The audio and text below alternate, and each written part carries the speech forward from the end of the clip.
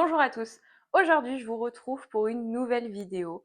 Nous allons ouvrir ensemble les derniers carrés de soie Hermès que j'ai commandés. Il y en a 3 de couleurs différentes. J'ai beaucoup aimé celui de ma grand-mère, donc je me suis dit pourquoi pas débuter une collection et pouvoir en porter plusieurs de différentes couleurs. Ils sont tous achetés en seconde main, je vous le dis tout de suite. J'ai essayé de structurer un peu la vidéo puisque j'ai eu pas mal de commentaires comme quoi il manquait les prix, enfin voilà, ou que la vidéo n'était pas structurée. Donc j'essaye de faire un effort. Après, ça n'est pas mon métier. Je ne souhaite pas en faire un métier, c'est juste une activité comme une autre en soi de partager avec vous mes achats. Le premier, je l'ai acheté sur Vestiaire.co. Je l'ai eu pour 182 €. Oui, c'est ça, 182 €. Donc dedans, vous incluez les frais de port. Je ne me rappelle plus du prix affiché, mais je l'ai négocié, donc voilà, je l'ai obtenu à ce prix-là. Bien évidemment, il y a les frais de protection Vestiaire.co, donc c'est pas ce que touche le vendeur. Donc, il se présente dans une petite pochette. J'ai enlevé tous les cartons, je l'ai juste laissé dans les pochettes de protection. Donc, comme vous pouvez le voir, il est orange. Alors, je les ai pas découverts encore, je les ai mis de côté et je vais les découvrir avec vous. J'en voulais, je vous avais dit dans ma wishlist que j'aimerais avoir un orange et un bleu. Donc j'ai eu un bleu clair de par ma mamie. Là, vous voyez que c'est un orange. Donc je le regarde et après je vous le montre. J'aime vraiment beaucoup les couleurs. Il est magnifique. Donc c'est un carré de soie en 90 par 90. Les angles sont roulotés à la main. Voilà. Donc j'ai même cherché les années pour vous dire de quelle année ils sont, enfin en quelle année ils ont été édités. Donc là, vous le voyez, il est vraiment très grand. Donc on est sur une palette de couleurs bordeaux, orange, doré. Il y a du marron également. Il y a du... Je dirais que c'est crème, c'est pas blanc. Là, j'ai vraiment un chemisier blanc. Avec la lumière, on a l'impression qu'il est blanc, mais il y a une teinte quand même de différence. C'est du crème. Et il y a un petit peu de jaune très pâle. Il est vraiment super beau.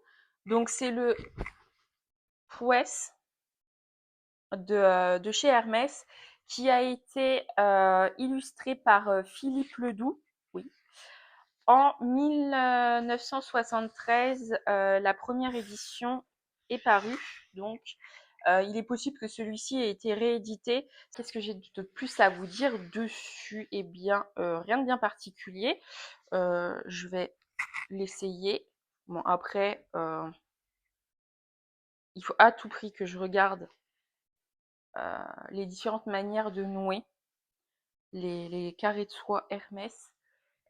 J'ai pas encore regardé la dernière fois, je l'ai porté en top, celui de ma grand-mère. Je le porte aussi régulièrement, juste comme ça sur un blazer ou même sur un chemisier. Il m'arrive de le nouer, je vais essayer de pas trop frotter le micro. Donc je fais pas le peu, enfin, si je pose, hop, voilà. Je l'ai également porté en triangle. Bon là mon triangle est pas parfait, mais c'est pas grave. En triangle comme ça, sur une robe. Donc c'est sympa. J'aimerais bien acheter l'anneau pour pouvoir le porter différemment. Je pense que même avec l'anneau, on peut peut-être accessoiriser si on le fait en top. Je pense que ouais, il y a vraiment plein de techniques. Il faut absolument que que que je regarde pour savoir comment on peut les porter. Donc devant, on voit qu'il est très vif en couleur et à l'arrière, beaucoup plus clair. C'est pas une double impression recto verso. Donc vraiment, il y a un côté pour le porter. L'autre côté et alors sur la caméra, il paraît sympa, mais si vous avez des carrés Hermès, vous voyez que à l'arrière, c'est quand même beaucoup plus estompé, c'est beaucoup moins net, donc c'est moins joli. Donc voilà, ils vont tous aller faire un tour chez Pressing parce que je les entretiens pas toute seule. Et celui-là n'a pas d'odeur, mais j'ai pas regardé d'ailleurs s'il y avait des petites taches ou pas. Non, j'en vois pas. C'est plutôt une bonne nouvelle. Donc ouais, je vais l'emmener au pressing. Comme ça, ils pourront le nettoyer, me le repasser. Et puis, il repartira tout beau, tout propre. Donc, on va passer au deuxième qui est un bleu. Un bleu marine, puisque le bleu ciel, je l'aime beaucoup, mais c'est une couleur que j'ai moins tendance à associer, moins tendance à porter. Je le porte, mais voilà, c'est pas ma couleur de prédilection. Là, je suis partie sur le bleu marine. Sur ma wishlist, je vous avais justement montré un bleu et un orange, donc bleu marine et un orange. J'avais dit que mon cœur balançait, puis bon, finalement, voilà, je vais avoir les deux. Donc c'est pareil, c'est un achat que j'ai fait en seconde main, que j'ai acheté aux enchères sur, je sais plus, je vais vous mettre le nom ici. C'est ce qui référence les enchères en France. Ah mince, ouais, j'ai plus le nom. Mais en fait, toutes les enchères que vous pouvez avoir dans différentes villes, pour la plupart maintenant se font en live. Et donc, du coup, vous pouvez participer à distance, alors sans le téléphone, sans se passer par quelqu'un pour enchérir à votre place. Là, vous enchérissez directement enfin, vous vous connectez, vous créez votre compte, vous vous identifiez, vous rentrez vos coordonnées bancaires, votre identité. Il me semble que, ça je l'ai fait il y a longtemps, mais il me semble qu'il y a un truc avec la pièce d'identité, la prendre en photo, faire des vidéos, faire des photos, machin et tout. Et comme ça permet de savoir si c'est vraiment vous ou pas. Bon, bien évidemment, des enchères sont engageantes. Donc, à partir du moment où vous enchérissez, il faut que ça soit un montant que vous puissiez payer. Donc, voilà. Je l'ai eu pour 147 €, il me semble. Pareil, compris dedans les frais d'enchère, le prix de l'article et les frais de port. Il est dans un sale état, vous allez le voir, il est taché, mais je me suis dit qu'en passant au pressing, ça pourrait très bien partir. J'espère, je croise les doigts. Ouais, il y a des grosses taches, donc voilà. On va le découvrir ensemble. Alors, oh, il sent très mauvais. Oh la vache. Ouais, tu pues. Alors, je vais le regarder. Ouais, comparé à l'autre. Mais bon, je savais, hein, j'avais pris enfin, j'avais regardé les photos, donc voilà, j'ai fait le test. Si les taches ne partent pas, je sais pas, je le porterai pas, donc je le revendrai soit pour un upcycling, soit si une personne veut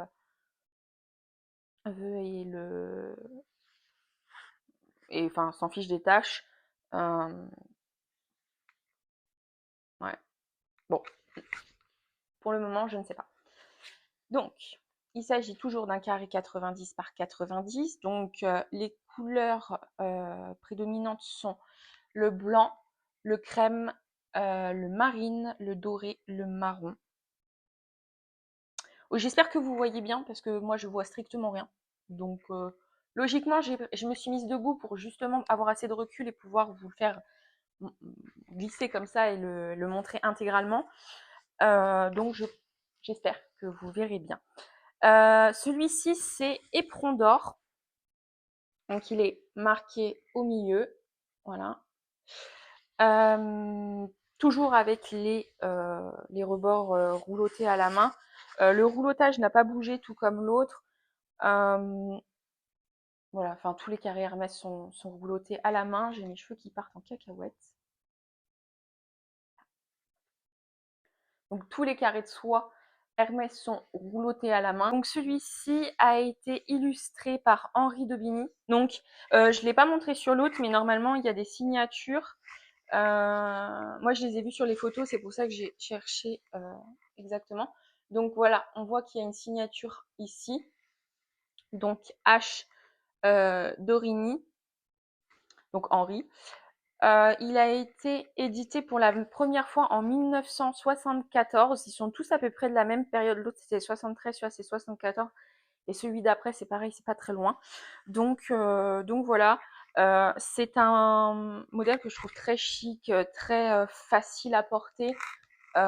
Il est vraiment super chouette. J'ai un peu de mal des fois avec certains modèles de la maison, mais après voilà, c'est les goûts et les couleurs. Moi j'aime vraiment plus ce qui est classique, ce qui est plus facilement portable. Voilà.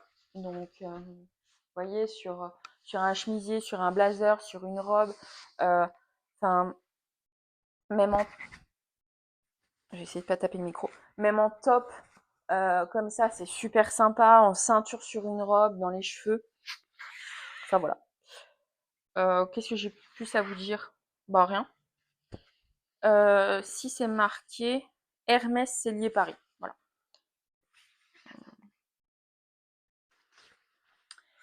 Hop, donc pareil, il va partir au pressing. Et là, pour le coup, lui, il en a vraiment besoin. Le dernier est un carré blanc qui a été édité en 1975.